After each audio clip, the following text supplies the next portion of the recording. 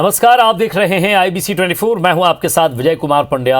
छत्तीसगढ़ की खबरों की शुरुआत करते हैं। सबसे पहले बात रायपुर की करते हैं। बीजेपी विधायक दल की बैठक हुई है। बीजेपी विधायक दल की बैठक फिलहाल अभी भी जारी है। यह खबर निकल कर सामने आ रही है। नेता प्रतिपक्ष धर्मलाल कौशिक के बंगले पर यह बैठक हो रही है। रमन सिंह, धर्मलाल कौशिक इस बैठक में शामिल है और विधायक भी तमाम मौजूद हैं।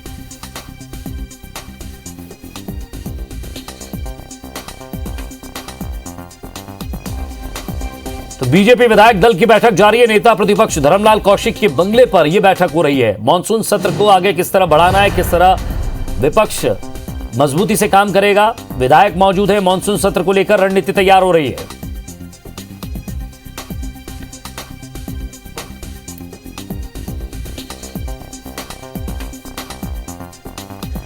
और ज्यादा बातचीत के लिए हमारे संवाददाता राजेश मिश्रा हमारे साथ जुड़ रहे हैं। राजेश, विधायक दल की बैठक है और नेता प्रतिपक्ष के घर ये बैठक हो रही है। स्वाभाविक सी बात है कि आज का दिन तो निकल गया, लेकिन आने वाले दिनों में किस तरह से सरकार को उनके मुद्दों पर घेरना है, इसके तमाम तरह की रणनीति आज यह बनेगी। जी बिल्कुल, जैसा कि आप सभी जानते हैं कि 26 तारीख मतलब आज से 5 बैठकें होने वाली मानसून सत्र को लेकर, और आज पहला दिन निकल चुका है। कल से के बाद 4 बैठकें और बचेगी। तो इस 4 बैठकों में किन मुद्दों पर सरकार को घेरना है और भारतीय जनता पार्टी के कौन से सदस्य किस मुद्दे को उठाएंगे, इन तमाम विषयों को लेकर आज भारतीय जनता पार्टी विधायक दल की जो बैठक है वो नेता प्रतिपक्ष धर्मलाल कौशिक के बंगले में चल रही है। और इस बैठक में ये रणनीति बनाई जा रही है कि बच्चे में जो मुद्दे हैं, जैसे धर्मांतरण का मुद्दा है, रोहिंग्या को प्रदेश में जिस तरह से जगह जगह बढ़ते जा रहे हैं वाला मामला है, लॉ एंड ऑर्डर की स्थिति है, और रेत के अवैध भंडारण और उत्खनन का मामला है, ड्रग्स माफिया का मामला है, तमाम मामलों को लेकर सरकार को किस तरह से घेरना है उसको लेकर रणनीति तैयार की जा रही है। और इस बैठक में ये खासकर तैयार किया जा रहा है कि जो वरिष्ठ विधायक हैं उनको एक मुद्दे की जवाबदारी दी जा रही है और उनकी अगुवाई में पूरा भारतीय जनता पार्टी के सदस्य किस तरह की सरकार को घेरेंगे उसको लेकर रणनीति यहाँ पर तैयार की जा रही है। इस बैठक में प्रदेश संगठन महामंत्री पवन साय भी हैं, पूर्व मुख्यमंत्री रमन सिंह हैं, नेता प्रतिपक्ष धर्मलाल कौशिक और तमाम भारतीय जनता पार्टी के विधायक यहाँ पर मौजूद हैं। और जिस तरह से आज भारतीय जनता पार्टी के सदस्यों ने आक्रामक रूप दिखाया है, बचे हुए 4 दिनों में भी इसी आक्रामकता के तहत सरकार को घेरने की रणनीति यहाँ पर तैयार की जा रही है। शुक्रिया राजेश इस तमाम बातचीत के लिए। तो मानसून सत्र को लेकर यहाँ विधायक और साथ ही साथ बड़े नेता रणनीति तैयार कर रहे हैं। कांग्रेस विधायक बृहस्पति सिंह के अपने ही सरकार के कैबिनेट मंत्री टीएस सिंहदेव पर लगाए गए आरोपों की आंच आज छत्तीसगढ़ विधानसभा तक पहुंच गई। विपक्ष ने इस पूरे मुद्दे को हाथों हाथ लिया, सरकार को जमकर घेरा। विपक्ष के हंगामे के चलते विधानसभा की कार्यवाही 2 बार स्थगित भी करनी पड़ी। लेकिन शाम ढलते ढलते प्रदेश प्रभारी पीएल पुनिया सिंहदेव और बृहस्पति से चर्चा करने पहुंचे। मुलाकात के बाद पुनिया ने कहा कि मामले का पटाक्षेप हो गया है और मुझे आशंका है कि किसी भी समय वो हमारी जानलेवा हमला करने के साथ साथ हत्या करा सकता है। ऐसे लोगों के खिलाफ या तो सोनिया जी राहुल जी से अपील करते हैं, दहशत और गुर्दागर्दी और आतंक फैलाने वाले मंत्रियों को कान पकड़ के सरकार से बाहर कर देना चाहिए ताकि कांग्रेस की छवि बना रहे। रामानुजगंज से कांग्रेस विधायक बृहस्पति सिंह का ये बयान शनिवार को उनके काफिले पर हुए हमले के बाद सामने आया। रविवार को 20 विधायकों के साथ मीडिया के सामने आए बृहस्पति सिंह ने कहा कि मंत्री टीएस सिंहदेव मेरी हत्या करवा सकते हैं और मुझे आशंका है कि किसी भी समय वो हमारी जानलेवा हमला करने के साथ साथ हत्या करा सकता है। बृहस्पति सिंह ने इस मामले की शिकायत मुख्यमंत्री भूपेश बघेल और प्रदेश प्रभारी पीएल पुनिया से भी की और पार्टी हाईकमान से सिंहदेव को मंत्री पद से हटाने की मांग की।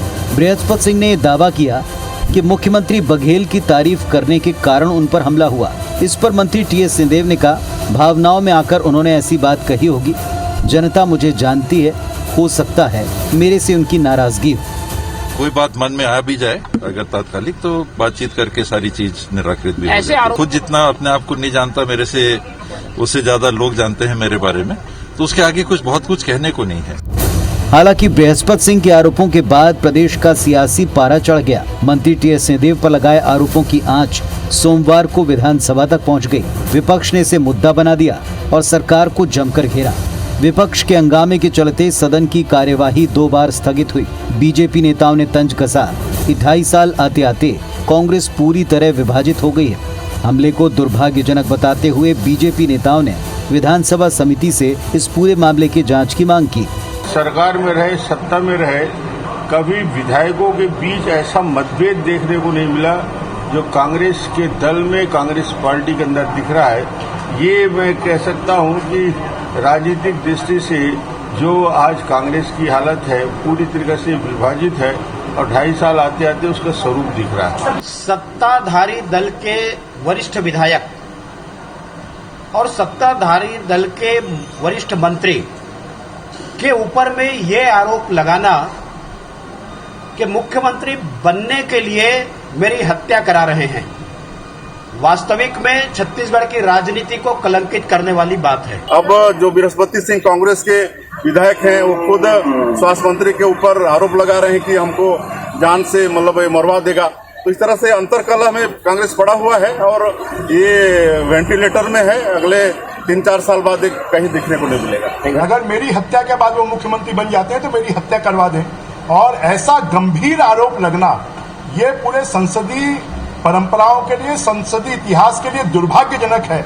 विपक्ष के हंगामे के बीच मुख्यमंत्री भूपेश बघेल ने सरकार की ओर से पक्ष रखते हुए कहा कि सभी विधायकों की सुरक्षा की जिम्मेदारी सरकार की है, इसमें कोई कोताही बरती नहीं जाएगी। जबकि संसदीय कार्य मंत्री रविंद्र चौबे ने कहा कि अखबारों की कतरन के आधार पर विपक्ष आरोप लगा रहा है, जो सरासर गलत है। जानकारी आप तक पहुंची नहीं है। माननीय बृहस्पति सिंह वाले मामले में प्रतिपक्ष अपनी बात कहते रहा, लेकिन माननीय अध्यक्ष महोदय ने जांच समिति बनाने की कोई बात नहीं कही है। इस पूरे प्रकरण को लेकर सत्ता पक्ष विपक्षी नेताओं के हमलों का जवाब देते नजर आए, तो दूसरी ओर इसे लेकर पार्टी के भीतर भी लड़ाई खुलकर सामने आ गई। बृहस्पति सिंह के हाईकमान को पत्र लिखने के बाद सूरजपुर जिला कांग्रेस कमेटी ने सोनिया गांधी को पत्र लिखकर बृहस्पति सिंह के खिलाफ कार्रवाई करने की मांग की है। थाना में FIR जो हुआ है उसमें उनकी ओर से हुआ है, उनके गार्ड के ओर से हुआ है। तुरंत तीनों को गिरफ्तार कर लिया गया है और भी जो बातें सामने आएंगी कार्रवाई होगी। लेटर पैड पे जिला कांग्रेस कमेटी का प्रस्ताव पारित करके विभिन्न ब्लॉकों से भी प्रस्ताव आ रहा है। सभी जो कांग्रेस के संगठन हैं वो बृहस्पति सिंह को पार्टी से निष्कासित करने के लिए हम लोग लिखा पढ़ी कर रहे हैं। आगे भी रणनीति बनेगी और उसके लिए निश्चित रूप से ऐसे व्यक्ति को कांग्रेस में कोई स्थान नहीं होना चाहिए। वहीं बृहस्पति सिंहदेव विवाद पर MP के गृह मंत्री नरोत्तम मिश्रा ने तंज कसते हुए कहा कि अब कांग्रेस के भीतर कबीलों की तरह लड़ाई सामने आ रही है। सिद्धू जी, नवजोत सिंह सिद्धू जी, और इधर उप मुख्यमंत्री बाबा साहब, दोनों प्रदेशों की आप हालत देख लो। ये कांग्रेस तो कबीलों की तरह लड़ाई जो होती है, हालांकि उनका आंतरिक मामला है, हमें उसमें कुछ कहना नहीं। मामले को तूल पकड़ता देख सोमवार को प्रदेश प्रभारी PL पुनिया अपनी फ्लाइट छोड़कर सीधे विधानसभा लौटे और मुख्यमंत्री कक्ष में TS सिंहदेव और बृहस्पति सिंह से सीधे बात की। वो बात खत्म हो चुकी है ना, वो बात अब नहीं है, क्योंकि FIR दर्ज की थी, उस पर कार्रवाई हो चुकी है और अब दोनों तरफ से कोई बात कही नहीं जा रही है, तो मामला समाप्त हो चुका है। चंद्रदास महंत जी से मिलने आए हैं। सवाल ये उठता है, पुनिया के हस्तक्षेप के बाद क्या इस मामले का पटाक्षेप होगा? क्योंकि विपक्ष के तेवर बताते हैं कि लंबे समय बाद उन्हें मजबूती से चल रही कांग्रेस सरकार के खिलाफ कुछ बोलने का बड़ा मौका मिला है, और वो भी कांग्रेस के भीतर से एक कद्दावर मंत्री और आदिवासी विधायक से जुड़े हुए मामले में। राजेश मिश्रा के साथ सौरभ सिंह परिहार, IBC 24 रायपुर। और छत्तीसगढ़ के स्वास्थ्य मंत्री TS सिंहदेव पर बृहस्पति सिंह के सनसनीखेज आरोप के बाद सियासी भूचाल आ गया। सरगुजा संभाग के कांग्रेस नेता खुलकर TS सिंहदेव के समर्थन में आ गए हैं। अंबिकापुर जिला कांग्रेस के पदाधिकारियों ने विधायक बृहस्पति सिंह के खिलाफ निंदा प्रस्ताव पास किया है। सोनिया और राहुल गांधी को पत्र लिखकर बृहस्पति सिंह के कांग्रेस से निलंबन की मांग की है। वहीं अंबिकापुर के महापौर डॉक्टर अजय तिर्की ने तो बृहस्पति सिंह के मानसिक स्थिति पर ही सवाल खड़ा करते हुए उन्हें इलाज की सलाह तक दे डाली है। सूरजपुर में भी जिला कांग्रेस कमेटी ने बैठक की और आला कमान से बृहस्पति सिंह के खिलाफ कार्रवाई करने की मांग की है। कांग्रेस नेताओं ने इस संबंध में सोनिया गांधी को पत्र लिखा है। तो बलरामपुर में युवा कांग्रेस के 5 जिलों के अध्यक्ष और 4 विधानसभा के अध्यक्षों ने प्रेस कॉन्फ्रेंस करके बृहस्पति सिंह के निलंबन की मांग की है।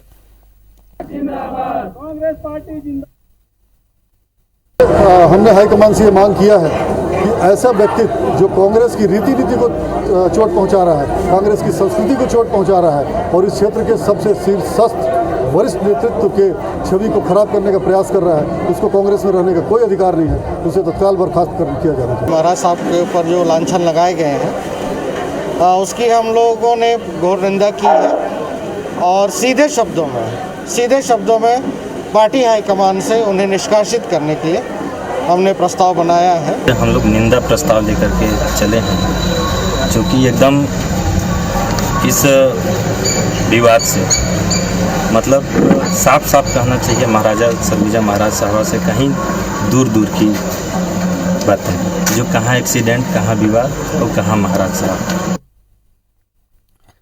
और खाद बीज की कमी और नकली खाद बीज की सप्लाई को लेकर बीजेपी ने पूरे प्रदेश में धरना प्रदर्शन किया है। विधानसभा में भी इस पर स्थगन प्रस्ताव लाकर चर्चा की मांग की गई, जिसको स्वीकार करते हुए कृषि मंत्री रविंद्र चौबे ने सरकार का पक्ष लेते हुए कहा कि धान की बर्बादी को लेकर राज्य सरकार चिंतित है, लेकिन केंद्र सहयोग नहीं कर रहा है। खाद बीज को लेकर जो भी शिकायत मिल रही है उस पर कार्रवाई की जाएगी। वहीं विपक्ष ने आरोप लगाया कि सरकार की नीतियों की वजह से किसान संकट में है। मॉनिटरिंग नहीं होने की वजह से नकली खाद बीज का इस्तेमाल करने के लिए किसान मजबूर हैं। साथ ही सीएम ने ऐलान किया है कि घोषणा के अनुसार 30,000 किसानों को नवंबर तक बिजली कनेक्शन दिया जाएगा।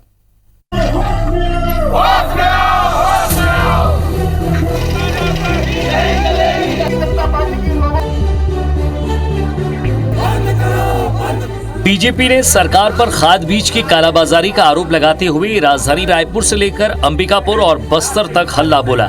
धरना प्रदर्शन करते हुए बीजेपी नेताओं ने सरकार पर आरोप लगाया कि वो किसानों को महंगे दाम पर बाजार से धान खरीदने के लिए मजबूर कर रही है। साथ ही चेतावनी दी कि जल्द अगर किसानों से जुड़ी समस्याओं का समाधान नहीं होता तो वो व्यापक आंदोलन छेड़ेंगे। पिछले 3.25 सालों में अपने को किसानों की सरकार कहने वाले ये भूपेश बघेल की सरकार के लिए आज परेशानी का सबब किसान बन गए हैं। किसानों को आज यदि खेती के समय में खाद की आवश्यकता है, बीज की आवश्यकता है, पंप कनेक्शन की आवश्यकता है, लेकिन ये सरकार खाद को प्राइवेट सोसाइटी को देकर काला बाजारी और भ्रष्टाचार का काम कर रही है। खाद जो है वो हमेशा साल भर का खाद एक साथ नहीं लगता है, समय के अनुसार जुलाई, अगस्त, सितंबर के खाद समय अनुसार मिल रहे हैं। आज छत्तीसगढ़ के रायपुर में आंदोलन है, रायपुर के अलावा पूरे प्रदेश भर में आंदोलन है। अगर सरकार इसको नहीं समझी तो पूरे प्रदेश में इसको क्रमशः आगे बढ़ाया जाएगा और आंदोलन उग्र दिशा की ओर जाएगा। सड़क पर बीजेपी के आंदोलन का असर विधानसभा में भी नजर आया। बीजेपी ने सदन में स्थगन प्रस्ताव के जरिए काम रोककर इस पूरे मुद्दे पर चर्चा कराने की मांग की, जिसका जवाब देते हुए कांग्रेस ने विपक्ष पर लोगों को गुमराह करने का आरोप लगाया। साथ ही कहा कि प्रदेश में कहीं भी नकली खाद बीज को लेकर कोई शिकायत नहीं आई है। प्राइवेट लोगों को, निजी लोगों को खाद उपलब्ध करवा दी और सरकारी सोसाइटियों में खाद उपलब्ध नहीं है, और उसके कारण पूरे छत्तीसगढ़ में सरकार की लापरवाही के कारण, सरकार की बेपरवाही के कारण, सरकार की उदासीनता के कारण और सरकार किसानों के साथ में बहुत बड़ा अन्याय हो रहा है, अत्याचार हो रहा है। चर्चा कराने के बाद में आज हम देख रहे हैं कि खातू को लेकर के किसान चक्का जाम कर रहे हैं। बीज जो उपलब्ध करानी चाहिए, आज बीज उपलब्ध कराने में सरकार असफल रही है। केंद्र सरकार के द्वारा जो खाद की आपूर्ति में लगातार कमी की जा रही है, उसके कारण किसानों को परेशानी है।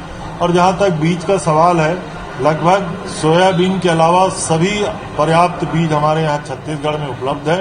केंद्र की सरकार के अंदर अपने केंद्रीय नेतृत्व को छत्तीसगढ़ में जो तकलीफें हैं केंद्र सरकार की नीतियों के कारण, उसको बताएं तो छत्तीसगढ़ की जनता की बहाली में उन मददगार रहेंगे। और ये इस तरीके से राजनीति करने से कुछ भी नहीं होगा, जनता सब जानती है। स्थगन प्रस्ताव पर कृषि मंत्री ने कहा कि ये मामला किसानों से जुड़ा है, इसलिए स्थगन प्रस्ताव को स्वीकार कर चर्चा होनी चाहिए। विधानसभा अध्यक्ष ने स्थगन प्रस्ताव स्वीकार कर लिया। पक्ष और विपक्ष के बीच जमकर इस मुद्दे पर नोकझोंक हुई।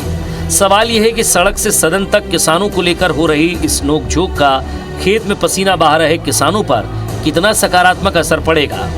Bureau report, IBC 24। हाईकोर्ट में OTT प्लेटफॉर्म पर दिखाए जा रहे ड्रग्स, शराब और सिगरेट के भ्रामक प्रचार पर रोक लगाने की मांग को लेकर दायर जनहित याचिका पर आज सुनवाई हुई। सुनवाई के दौरान केंद्र सरकार की ओर से आज जवाब प्रस्तुत करने में असमर्थता जताई गई। केंद्र सरकार की ओर से असिस्टेंट सॉलिसिटर जनरल ने जवाब के लिए हाईकोर्ट से और समय मांगा है, जिस पर कोर्ट ने 4 हफ्ते का समय देकर मामले में सुनवाई आगे बढ़ा दी है। चैंबर ऑफ कॉमर्स के बिलासपुर संभागीय अध्यक्ष राम अवतार अग्रवाल ने हाईकोर्ट में एक जनहित याचिका दायर की थी। PIL भी भ्रामक दृश्य दिखाए जाने पर रोक लगाने की मांग की गई है। याचिकाकर्ता ने अपनी याचिका में नशे के प्रचार प्रसार की बात की है और युवाओं पर पड़े इसके असर को दुष्प्रभाव भी बताया है।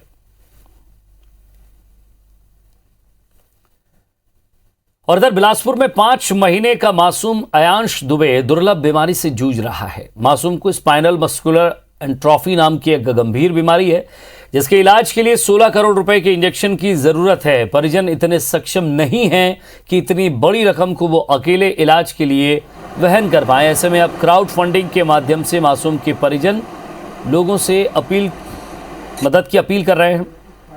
अयांश राजकिशोर नगर निवासी अंचल और अंशु दुबे का बेटा है। जन्म के कुछ दिनों बाद से अयांश को अलग अलग तरह से शारीरिक समस्याएं होने लगी। डॉक्टर्स के निर्देश पर अयांश का स्पाइनल मस्कुलर एंट्रोफी टेस्ट कराया गया, जिसमें उसकी रिपोर्ट पॉजिटिव आई। इस बीमारी में मांसपेशियां कमज़ोर होने लगती हैं, उसकी शारीरिक गतिविधियां ठीक से नहीं हो रही हैं, साथ ही अब उसे सांस लेने में भी दिक्कत होने लगी है। अयांश के पिता ने लोगों के साथ जनप्रतिनिधि, राज्य और केंद्र सरकार, समाज सेवी संस्थाओं से भी मदद की गुहार लगाई है।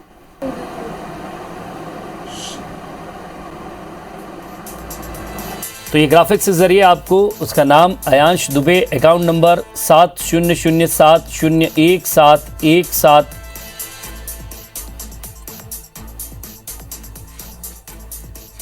चलिए मैं नंबर आपको फिर से एक बार बता देता हूं, क्योंकि अलग अलग अकाउंट नंबर इसमें आ रहे हैं। उनके पिता के और अयांश के नाम से भी एक अकाउंट खुला हुआ है।